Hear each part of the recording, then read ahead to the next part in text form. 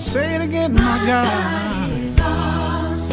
Nous allons lire dans Luc chapitre 1, versets 26 à 28. Vous y êtes, nous allons lire Luc chapitre 1, de 26 à 8. On parle de la visitation de l'ange à Marie, la mère de Jésus. J'aime souvent dire un seul mot de Dieu suffit pour changer ton histoire. Les hommes peuvent parler, les gens peuvent dire des choses, mais Dieu n'a pas besoin de beaucoup parler. Un seul mot de Dieu suffit. Peu importe ce que tu peux vivre, un seul mot de Dieu suffit. Amen. Et ce texte que nous venons de lire nous parle d'une jeune fille. Son nom était Marie. Et les textes nous disent qu'elle vivait dans une petite ville, un petit village qui s'appelait Galilée. Galilée signifie circuit, cercle, comme pour dire, elle n'avait pas vraiment la possibilité d'aller loin. Et alors, certains, ceux qui ont écrit la Bible disent qu'à peu près, elle devrait avoir 14 à 15 ans.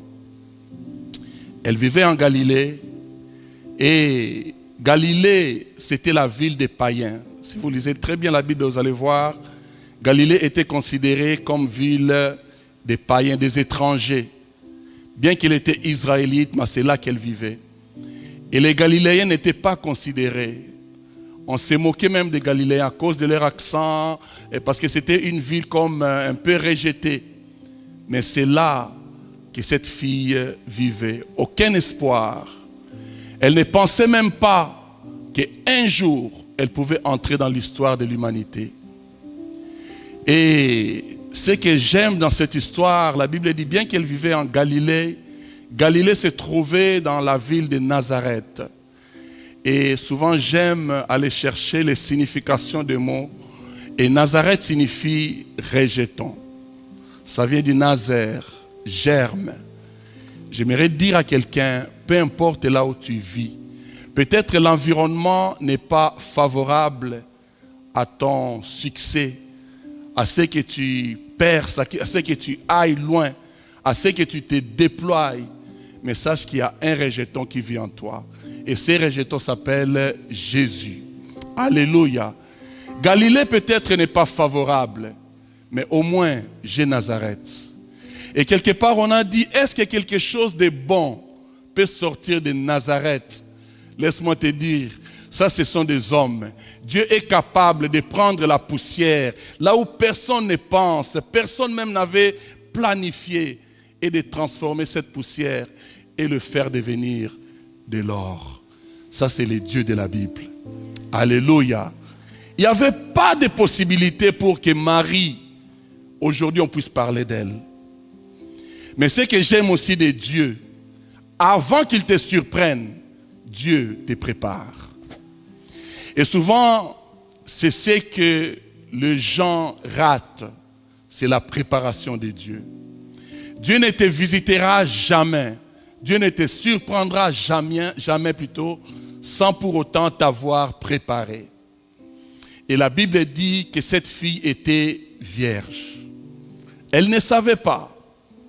Le fait qu'elle gardait sa virginité, le fait qu'elle s'est préservée, le fait qu'elle priait, elle cherchait Dieu, elle avait une attitude favorable, c'était une façon de se préparer. Bien-aimé, tu dois te préparer par rapport à là où tu vas. Alléluia. Jeune fille, tu veux te marier. N'attends pas de te préparer dans la maison de ton mari, mais c'est maintenant qu'il faut te préparer. Tu veux avoir une longue carrière, une carrière, je ne sais pas, qui pourra t'amener loin. C'est maintenant qu'il faut commencer à te préparer. Tu veux avoir un bon ministère, que Dieu commence à te visiter, c'est la préparation. Là où il y a manque de préparation, on risque de commencer à faire des réparations. Mais là où il y a la préparation, il y aura toujours et toujours du succès. Lorsque la préparation rencontre l'opportunité, c'est le succès. Le problème, c'est que plusieurs personnes négligent leur préparation. Si tu négliges ta préparation, bien-aimé, tu risques de rater la surprise de Dieu. Parce que la surprise de Dieu viendra en son temps. Mais ça doit te trouver préparé. Alléluia. Est-ce qu'il y a quelqu'un qui se prépare pour la visitation de Dieu? Est-ce qu'il y a quelqu'un qui se prépare pour la bénédiction que Dieu le réserve? Est-ce qu'il y a quelqu'un qui se prépare déjà pour son mariage? Est-ce qu'il y a quelqu'un qui se prépare déjà pour les enfants que Dieu va lui donner? Alléluia. Tu dois te préparer. Peut-être tu ne le sais pas, mais il y a des actions que tu poses, ces actions-là te préparent. Il y a des situations que Dieu te met, il te place dans des situations un peu difficiles, mais il est en train de te préparer. J'aime pas les choses que je vis, mais je sais une chose, qu'il te prépare, il me prépare. Ne néglige pas la préparation de Dieu. Que dire d'un homme comme David?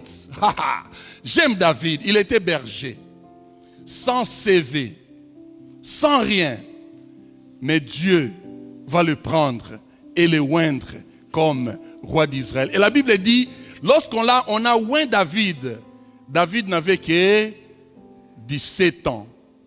Mais Dieu a pris 13 ans pour préparer David et laisser Saoul régner encore. Bien-aimé, peut-être ta préparation dure, mais laisse-moi te dire qu'il y a un Saoul qui règne à ta place.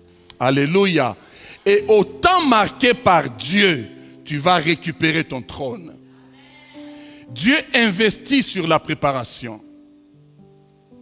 Cette jeune fille n'imaginait pas un jour un ange pouvait la visiter. Jamais. Elle n'imaginait pas cela. Mais la Bible dit au 6e mois, dis à ton voisin, au 6e mois.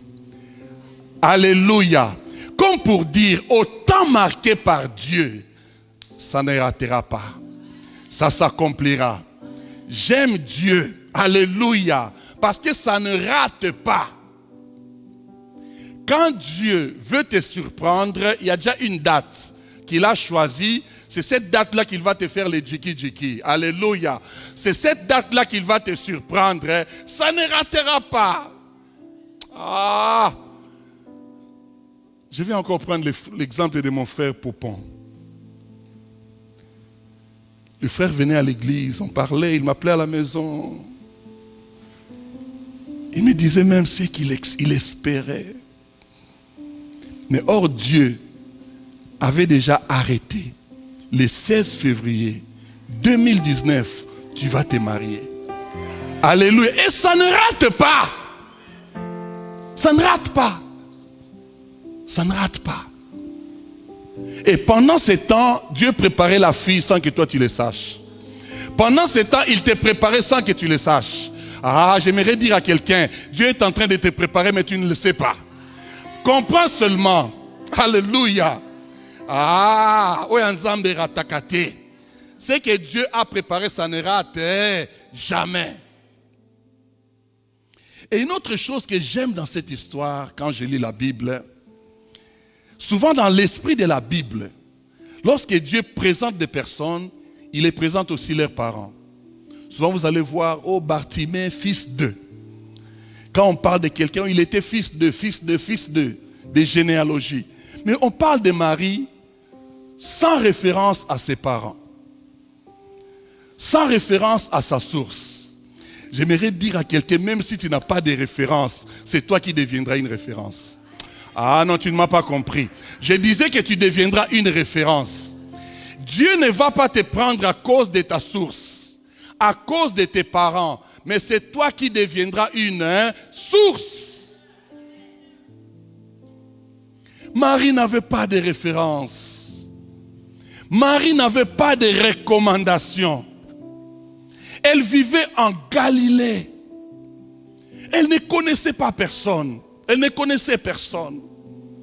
Que pouvais-je faire une telle fille? Alléluia. Pas d'espoir. Pas d'espoir. Et son nom Marie signifie amertume. Vient d'une racine hébraïque qui est Mara. C'est de là que provient aussi le nom Myriam. Mara, amertume. Et souvent, en Israël, on ne donnait pas les noms juste pour gaspiller comme ça, juste pour donner les noms. Mais les noms étaient porteurs de sens. Amen. Les noms pouvaient refléter peut-être l'histoire de leurs parents, ce que les parents vivaient. Ça pouvait peut-être être l'histoire de l'environnement. Mais ces noms nous renvoient à la souffrance qu'elles vivaient. Et ce matin, Dieu veut consoler quelqu'un qui vit dans la souffrance. Quelqu'un qui est triste. Et cette tristesse dure, ça a créé de l'amertume dans ton cœur. Et c'est à toi que Dieu veut surprendre ce matin. Cette souffrance dure tellement que maintenant elle est mêlée à du rancœur. Peut-être cette souffrance est liée à une humiliation, à une déception. Peut-être à une injustice injustifiée. Tu te poses des questions, mais pourquoi seulement moi? Pourquoi? Cela a créé du dégoût dans ta vie. Tu n'as plus envie d'aller de l'avant. Tu es découragé par rapport à ce qui se passe autour de toi. Tu te poses des questions et tu n'as pas de réponse. Tu cherches des solutions à gauche et à droite. Tu n'as pas de solutions. Garde la bonne attitude parce que Dieu te connaît. Alléluia. Et au temps marqué par Dieu, un ange te visitera. Alléluia. Et la Bible dit, l'ange Gabriel fut envoyé par Dieu. Alléluia. Et l'ange Gabriel, le mot Gabriel signifie homme de Dieu. Et ce mot signifie aussi homme fort de Dieu. J'aimerais dire à quelqu'un ceci. Pour ton problème, Dieu n'enverra pas n'importe qui. Dieu enverra l'homme le plus fort du ciel. Non, je suis en train de dire ceci. Pour ta situation, pour résoudre ton problème, Dieu n'enverra pas n'importe qui. D'ailleurs, pour ton information, il y a 2000 ans, sur la croix, il y a l'homme le plus fort qui est mort pour résoudre ton problème. Il s'appelle Jésus-Christ de Nazareth. Dieu a dit, pour cette situation, je n'enverrai pas un ange. Je n'enverrai pas l'ange Michael, mais moi-même je deviendrai humain et je vais résoudre ces problèmes. Et il a dit, tout est accompli. Tout est accompli. Crois seulement en Dieu, tout est accompli. Il a fait un travail complet. Il a fait un bon travail. La rédemption totale. Alléluia. L'homme fort de Dieu. Pour mon problème, Seigneur, je ne veux pas un ange, mais je veux l'homme fort. Que l'homme fort puisse venir résoudre ton problème, ta situation. Alléluia. Alléluia. Auprès d'une vierge fiancée à un homme de la maison de David. Ça, c'est l'attitude de Marie. Souvent, la bénédiction de Dieu, nous ne rencontrons pas ce que Dieu a préparé à cause d'une mauvaise attitude. Dis à ton voisin, attention à ton attitude. Attention à l'attitude. Il y a des fois, tu ne te rends pas compte, mais ton attitude dégage, ça sent mauvais. Alléluia. Et Dieu le voit. Marie était vierge. Comme pour dire, elle avait une bonne attitude. Elle s'est sanctifiée. Elle s'est gardée. Elle ne savait pas ce que le Seigneur préparait pour lui. Mais elle s'est gardée. Combien de fois nous ratons la bénédiction de Dieu à cause de notre attitude? Jeune homme ou jeune fille, à cause de ton attitude, tu peux rater le mariage. Eh ouais. À cause de ton attitude, tu peux perdre ton emploi. À cause de ton attitude, une mauvaise attitude, donc tu reviens au travail le matin, ton boss trouve une excuse politiquement correcte, il te renvoie à la maison. Pourquoi? Mauvaise attitude. Attention à nos attitudes lorsque nous sommes ou nous attendons quelque chose de Dieu. Alléluia. L'attitude de Marie, au fait, est l'élément déclencheur, ce qui a déclenché le miracle dans sa vie. Ce qui a déclenché la surprise de Dieu dans sa vie. Alléluia. Alléluia. Le verset 28 dit, l'ange entra chez elle. J'ai pris que l'ange entre chez toi. Alléluia. Parce que quand Dieu visite quelqu'un, quand Dieu veut surprendre une personne, il ne le fera pas comme des hommes. Ah, l'homme peut te surprendre avec un petit cadeau. Il t'amène de fleurs. Il t'a surpris. Mais Dieu, quand Dieu veut te surprendre, il fera en sorte que toi, tu sois réellement surpris. Et tu te poses des questions. C'est moi? Il y a des choses qui nous arrivent. On dit, en fait, il l'a fait parce que... Donc, mais quand Dieu lui-même Dieu, veut te surprendre, tu seras réellement surpris. Tu seras réellement surpris. Dieu va mobiliser un ange. Au fait, Dieu connaissait son adresse. Ah, Dieu connaît ton adresse. Même si tu habites à Kasumbalesa, Dieu connaît ton adresse.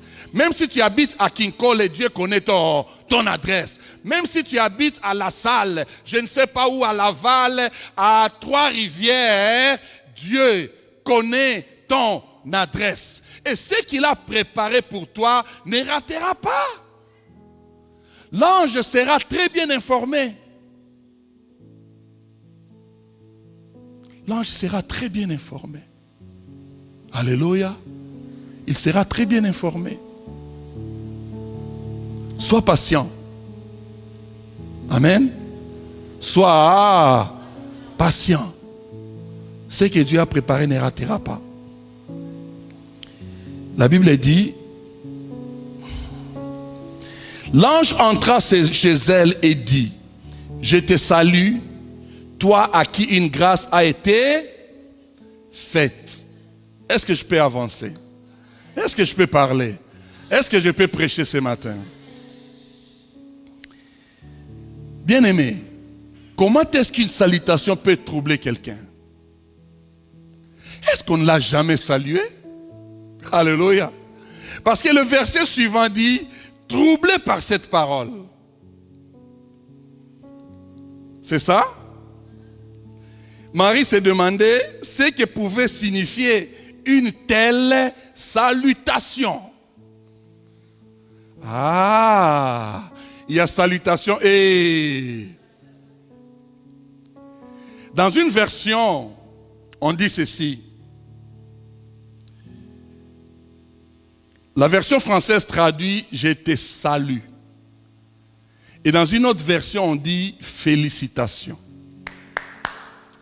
Alléluia. J'aimerais dire à quelqu'un « Félicitations ». Je ne te félicite pas par rapport à ce que tu es aujourd'hui. Mais je te félicite par rapport à ce que tu seras demain. Oh, je te félicite par rapport à ce que tu seras. Marie, je ne sais pas, était en train de laver les assiettes. Peut-être elle chantait Alléluia, il guérit. Je ne sais pas. Peut-être elle était en train de faire son lit. Elle s'est réveillée le matin. Je ne sais pas ce qui s'est passé. Mais ce que je sais, il y avait un ange qui est apparu à cette femme et qui lui dira félicitations. J'aimerais dire à quelqu'un félicitations. Je ne te dis pas félicitations par rapport à ce que tu es, mais je te dis félicitations parce que je vois là où tu vas. Non, Valerio, félicitations. Oh, Papa Bob, félicitations. J'aimerais dire à quelqu'un félicitations. Je te félicite parce que je te vois marié. Je te félicite parce que je te vois élevé. Je te félicite parce que je vois là où Dieu t'amène. Je te félicite parce que tu es devenu maman mapassa. Je te félicite parce que tu es devenu papa mapassa. Je te félicite par rapport à là où tu vas, par rapport à là où Dieu t'amène. Et laisse-moi te dire, félicitations.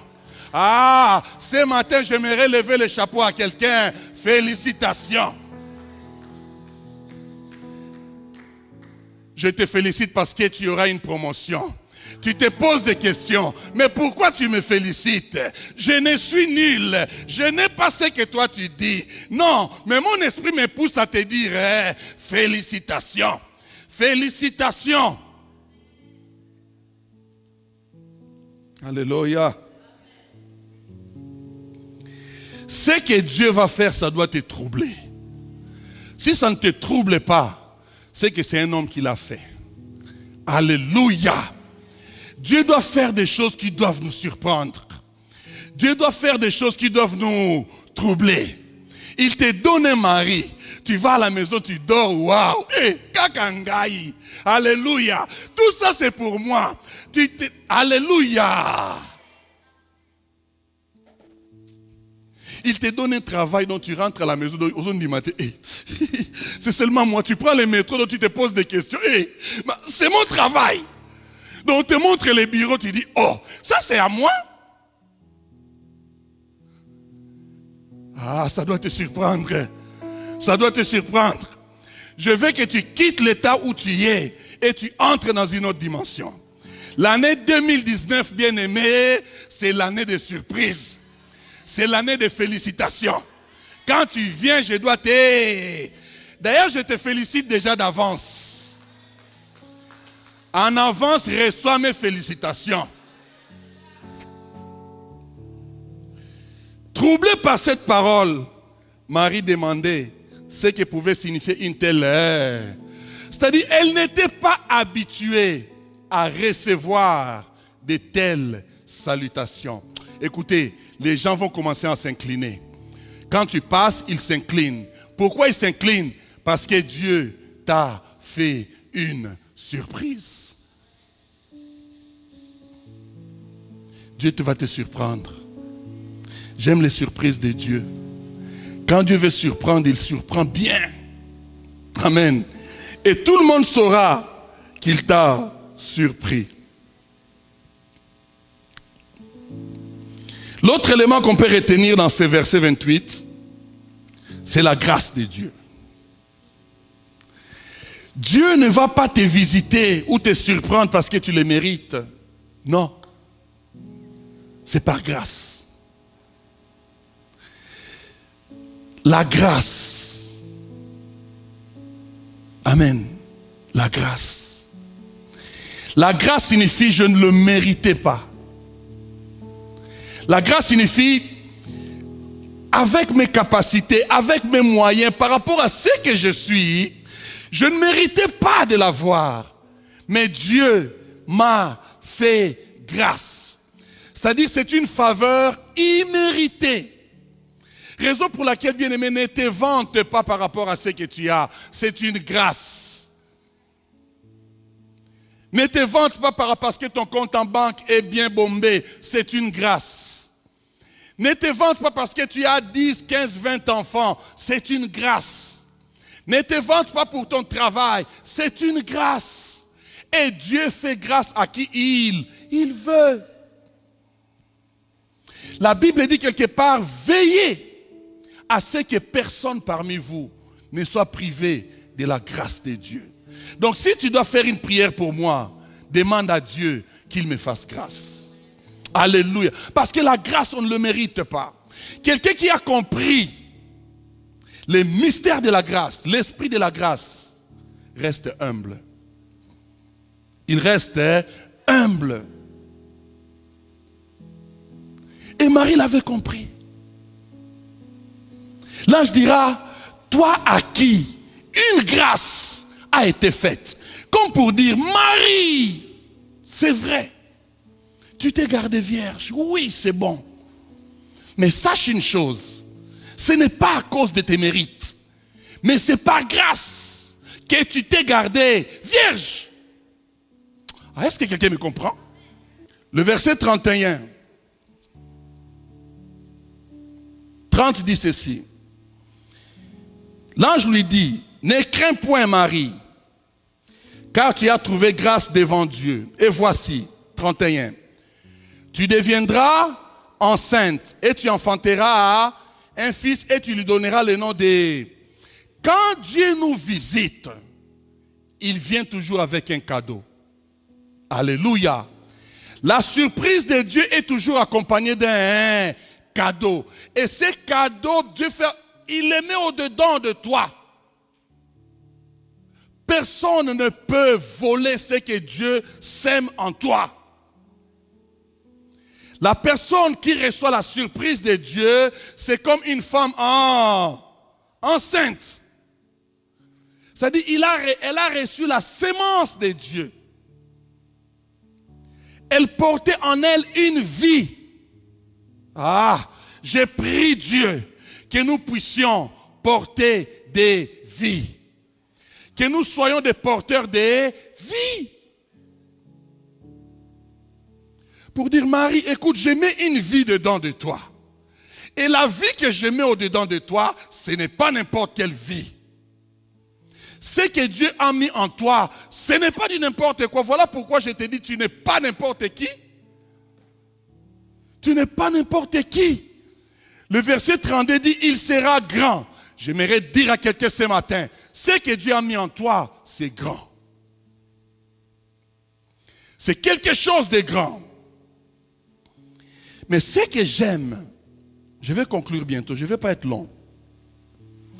Ce que j'aime de Dieu, lorsqu'il nous surprend, lorsqu'il met une sémence en nous, il nous responsabilise.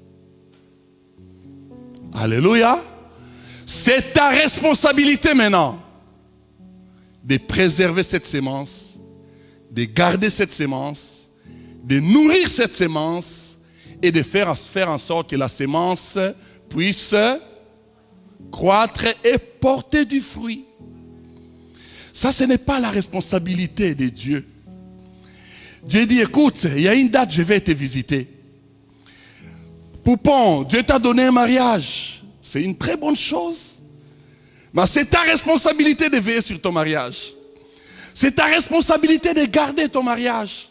C'est ta responsabilité de veiller sur ce que Dieu t'a donné. Dieu t'a donné des enfants, mais c'est ta responsabilité d'éduquer tes enfants. Dieu t'a donné un travail, c'est ta responsabilité de veiller à ce travail. Alléluia. Dieu dit, Marie, sois responsable.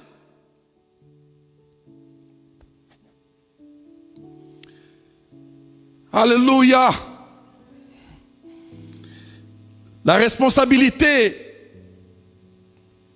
commence d'abord lorsque nous faisons confiance en Dieu. La personne qui a confiance en Dieu prend ses responsabilités, assume. Assume.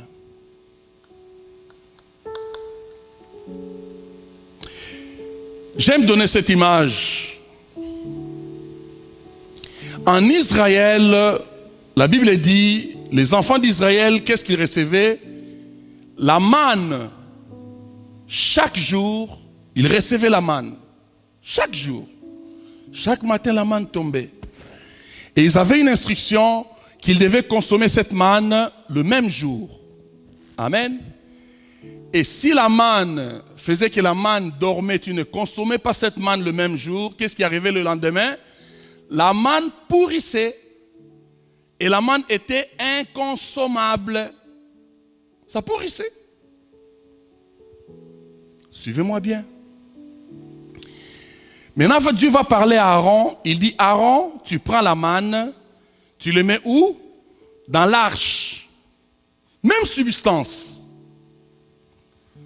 La même manne dans la tente des hommes pourrissait le même jour. Mais la même manne faite du même substance dans l'arche a pu durer 40 ans. Alléluia. Comment gardes-tu ce que Dieu te donne? Ah, c'est profond. Où est-ce que tu les gardes? Dans la présence de Dieu? Dans la prière? Dans l'adoration? Avec foi? Ou tu les gardes dans l'attente des hommes, dans les moqueries, dans les je ne sais quoi, dans les mensonges, dans les péchés? Alléluia. C'est ça le problème, c'est ça la responsabilité. Dieu me donne la manne, mais je prends la manne, où est-ce que je le mets? Dans l'arche, c'est-à-dire dans la présence de Jésus, dans le tabernacle, là où Dieu est. J'ai la bénédiction, mais je dois prier, je dois préserver ma bénédiction. Alléluia. Parce que je sais, si je prends la même manne, je l'amène chez moi à la maison, ça va pourrir. Beaucoup des enfants de Dieu ont leurs bénédictions sont pourries parce qu'ils ont gardé la bénédiction dans l'attente des hommes. Alléluia. Le verset 34, Marie pose la question. Apprends à poser des bonnes questions. Une personne responsable pose des bonnes questions. Amen. La bonne question va susciter une bonne réponse. Alléluia. Il y a un homme qui te fréquente, commence par lui poser des bonnes questions. Si tu poses des bonnes questions, tu ne vas pas perdre de temps. Amen. Pose des bonnes questions. Même s'il faut que tu passes toute la nuit à étudier tes questions, étudie tes questions parce que ta vie en dépend. Pose des bonnes questions. Voilà une bonne question. Marie dit ceci. Comment cela se fera-t-il? Une question ouverte. Amen. Quelqu'un a dit une bonne problématique. Non, une bonne problématisation commence par une bonne question. C'est ça, Papa Bob, non? Si tu apprends à poser des bonnes questions, tu vas résoudre beaucoup de problèmes. Les problèmes, on n'arrive pas à cerner les vrais enjeux du problème parce qu'on ne pose pas de bonnes questions. Même dans notre pays, on discute, Tshisekedi, Mafa, Fayulu, Moulouba, Bandou. On ne pose pas ça la question. Est-ce qu'on pose vraiment des bonnes questions? Ça n'a rien à voir. Apprends à poser des bonnes questions. Mais son problème, parce qu'il regardait quoi les hommes, il dit, parce que je ne connais point d'homme. Comment cela se fera-t-il puisque je ne connais pas d'homme? C'est ça ton problème. Excuse-moi de te le dire, c'est toi ça ton problème. Ton problème, Marie, parce que tu es encore concentré aux hommes. Parce que tu as encore les regards fixés sur les hommes. Mais moi, je ne suis pas un homme. Moi, je suis Dieu. Quand je dis une chose, la chose s'accomplit. Dès que ma parole sort, cette parole s'accomplit. Ce n'est qu'une question de temps. Ah, l'accomplissement de ma parole est plus qu'une évidence avant même que je prononce cette parole. Dieu dit, écoute Marie, oublie les hommes. Oublie les hommes. Mais comment cela se fera-t-il? Je ne connais plus d'homme. Dieu dit non. La puissance du Très-Haut te couvrira de son ombre. Bien-aimé dans le Seigneur, la puissance du Très-Haut, comme pour dire, le Saint-Esprit surviendra sur toi.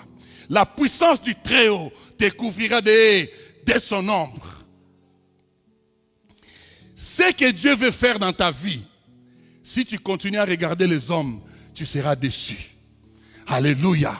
Parce que les hommes sont des spécialistes en déception. Les hommes ont la maîtrise de la déception.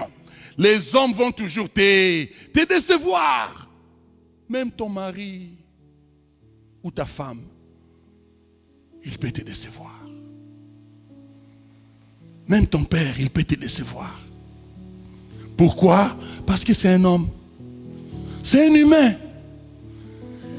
L'homme est limité. Il est limité. Il est limité. S'il ne te déçoit pas, s'il ne te déçoit pas alors qu'il est vivant, un jour il va mourir. Tu vas l'enterrer et tu feras le deuil. Pourquoi? Parce que c'est un homme. Parce que c'est un homme. Mais confie-toi en Dieu. Confie-toi en l'Éternel. Cherche le Saint-Esprit. Dieu dit à Marie, écoute Marie, le Saint-Esprit viendra sur toi.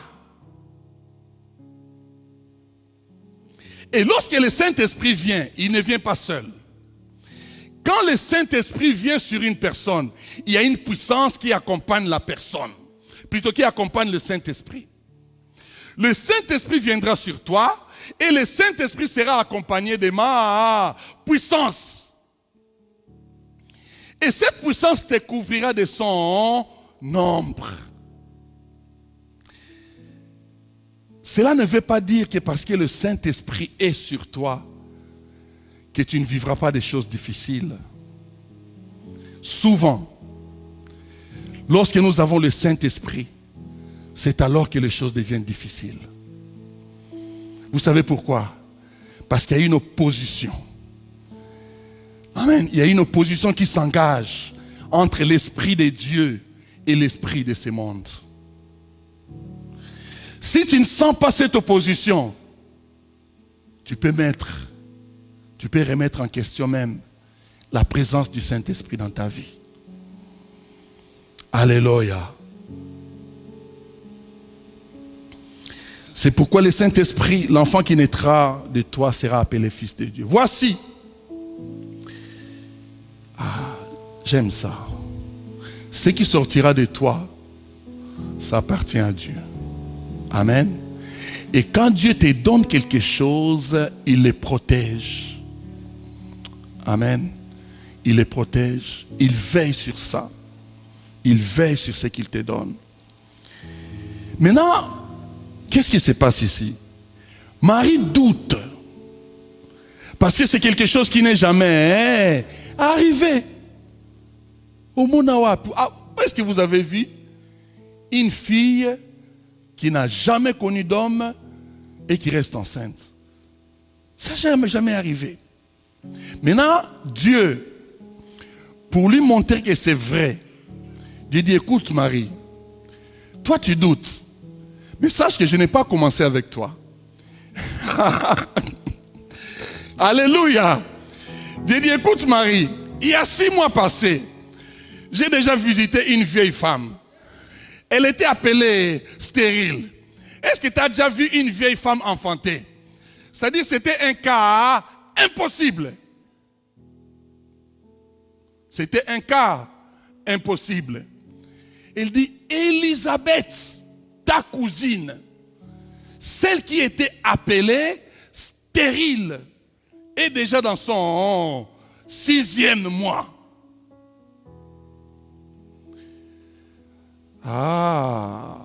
Le Dieu de la Bible que nous prêchons, c'est un spécialiste dans des échantillons. Je parle des échantillons. Je parle des échantillons. Quelqu'un ne me comprend pas, mais qu'est-ce que le pasteur veut dire? Tu sais une chose, si tu vas dans un magasin, qu'est-ce que nous voyons? Des échantillons. Qu'est-ce qu'on fait avec des échantillons? On l'expose. Amen. Comme pour dire, tu vois les modèles là, à l'intérieur, il y a le même modèle. Amen. Donc, comme pour dire, quand Dieu fait quelque chose dans la vie de ton frère ou de ta sœur, c'est juste un... Quelqu'un me comprend? Il a donné le mariage à mon frère, c'est juste... Alléluia. Comme pour dire, dans les magasins du ciel, il y a encore des mariages. Il y en a encore. Il a béni mon frère, c'est juste échantillon. C'est juste échantillon. Mais le problème, c'est que toi, tu continues à douter. Marie, pourquoi tu continues à douter? L'ange dit, rien n'est impossible à... Rien n'est impossible à Dieu.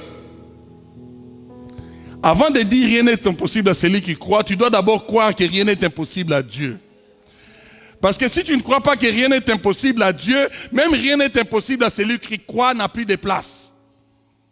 Rien n'est impossible à celui qui croit. trouve sa place lorsque rien n'est impossible en Dieu s'installe. Alléluia. Rien n'est impossible à Dieu. Même lorsque tes difficultés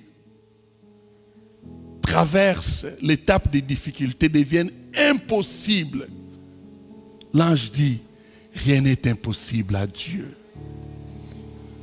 Rien n'est impossible à Dieu. Maintenant, le problème, c'est quoi? C'est là que je vais terminer. Tout dépend de ton interprétation. Comment est-ce que tu interprètes la visitation de Dieu? Alléluia. Comment est-ce que tu interprètes la parole de Dieu? Quand Dieu te visite, quand Dieu te surprend, comment est-ce que tu l'interprètes? C'est ça le problème. C'est ça le problème. Qu'est-ce que Marie a fait au verset 38? Marie dit ceci: je suis la servante du Seigneur. Qu'il me soit fait selon ta parole. C'est ça l'interprétation de la foi. Alléluia. C'est ça une personne qui a compris. En fait, lorsqu'on parle d'interprétation, l'interprétation signifie seulement action d'expliquer quelque chose et de bien expliquer. Donc, je donne une bonne explication par rapport à ce qui m'arrive. Et il y a une puissance là où il y a la compréhension. Parce que si tu ne comprends pas la surprise de Dieu, rien ne se passera.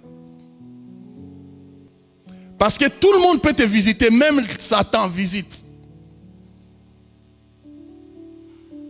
Est-ce que tu arrives à discerner la voix de Dieu quand il te parle? Amen. En fait, c'est de ça que je parle. Que fais-tu quand Dieu te parle? Ah, alléluia. Bien-aimé, si je ne discerne pas la voix de Dieu, si je ne comprends pas ce que Dieu me dit, je passerai année après année, siècle après siècle. Je recevrai la bénédiction comme tout le monde reçoit. Mais les surprises de Dieu, ça prend de l'interprétation. Et une bonne interprétation. Et la Bible dit, et l'ange les quitta. Amen. Et là, je suis prêt à vous quitter. Parce que vous avez compris. Amen. Alléluia. Donc, tant qu'on discute, il y a les débats. Marie, tu dois comprendre. Donc, c'est comme si l'ange était en train d'insister. Marie, tu dois comprendre ce qui est en train de t'arriver. Si tu ne me donnes pas la bonne explication, je continuerai à marteler jusqu'à ce que tu me comprennes.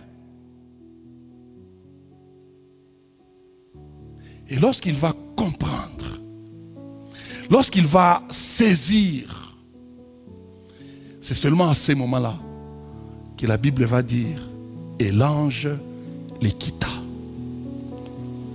Ce matin, ma prière est que tu comprennes la foi de Dieu. Et que tu comprennes ce que Dieu veut faire dans ta vie. Nous avons commencé 2018. Je me rappelle même ce jour-là, j'avais dit, si nous ne prenons pas de bonnes résolutions, nous allons terminer l'année et nous serons toujours au même endroit. C'est comme si on n'a pas avancé.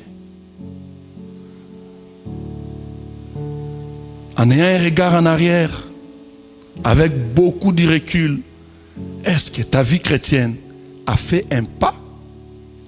Ou tu es toujours au même endroit? Ou tu as reculé? Alléluia. Que cette parole nous donne matière à réfléchir pendant ces temps de Noël, ces temps de fête. This is my